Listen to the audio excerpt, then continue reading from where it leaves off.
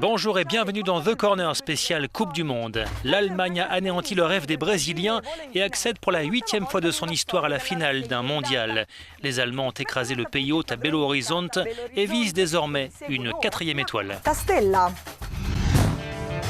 Une claque, un affront, un cauchemar.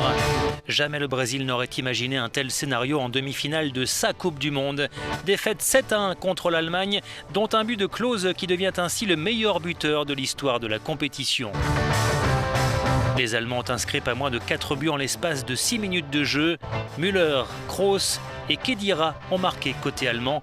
Il y avait 5-0 au bout de 30 minutes de jeu. Après la pause, Schürrle a aggravé la marque pour la Nationalmannschaft. Oscar a sauvé l'honneur pour les Brésiliens qui pleuraient déjà depuis longtemps. La Seleção a souffert des absences de sa star Neymar et du défenseur Thiago Silva. Jamais très séduisante depuis le début du tournoi, elle sort du mondial par la petite porte. On connaîtra ce soir le nom de l'autre finaliste de cette 20e Coupe du Monde. Les Pays-Bas et l'Argentine s'affrontent ce soir à São Paulo. Finalistes en 2010, les Pays-Bas veulent rééditer l'exploit pour espérer décrocher enfin la première Coupe du Monde de leur histoire. Les hommes de Louis van Gaal sortent d'un match éprouvant face au Costa Rica qui s'est terminé par des tirs au but. Héros du match, le gardien Tim Krul devrait retrouver sa place sur le banc. A noter que Robin van Persie s'est entraîné à part hier en raison de problèmes gastriques. Après 3 matchs sans marquer, il espère retrouver le chemin des filets ce soir. Du côté de l'Albiceleste, tous les espoirs reposent bien évidemment sur Lionel Messi, d'autant qu'Angel Di Maria est forfait en raison d'une élongation. Le milieu madrilène espère revenir pour la finale. Contre les Pays-Bas, il devrait être remplacé par Enzo Pérez ou Maxi Rodriguez. A noter en revanche le retour de Sergio Agüero qui était absent depuis 2 matchs. L'Argentine n'a plus atteint la finale de la Coupe du Monde depuis 1990. Son dernier sacre remonte au Mondial 86. Et voici nos pronostics pour l'autre demi-finale. On tente même si on a du mal à se mettre d'accord entre nous. Envoyez-nous vos pronostics sur les réseaux sociaux en utilisant le hashtag TheCornerScores. L'équipe sport d'Euronews mise sur une victoire de l'Argentine, 1-0 pour l'Albiceleste qui a peu marqué depuis le début de cette Coupe du Monde.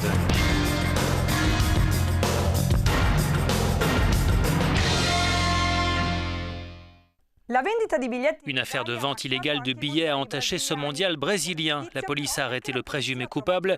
Il s'agit de Ray Willan, il est directeur d'une société prestataire de la FIFA qui gère notamment les billets VIP et les places gratuites. Arrêté lundi soir dans un hôtel de luxe de Rio, Ray Willan a été remis en liberté provisoire et sera entendu prochainement par les enquêteurs. Il est soupçonné d'être le chef d'un réseau de vente illégale de centaines de billets lors du mondial. Il nie les faits qui lui sont reprochés. Monsieur Willan est poursuivi pour avoir facilité la distribution de billets pour la revente illégale, qui est contraire à l'article 41 du statut du supporter brésilien, explique ce responsable de la police. La peine encourue pour ce type de délit est de 4 ans de prison. La police brésilienne estime que ce réseau frauduleux revendait environ 1000 billets par match pour un prix de base d'au moins 1000 €. La FIFA n'a pas tardé à réagir. C'est dans l'intérêt du football, de la FIFA et des fans de foot du monde entier que les billets soient vendus correctement et conformément à la loi. 11 autres suspects avaient été interpellés la semaine dernière au Brésil. La police pense que ce réseau agit depuis la Coupe du Monde 2002. The Corner, c'est tout pour aujourd'hui. Restez avec nous pour suivre les derniers jours de ce mondial au Brésil.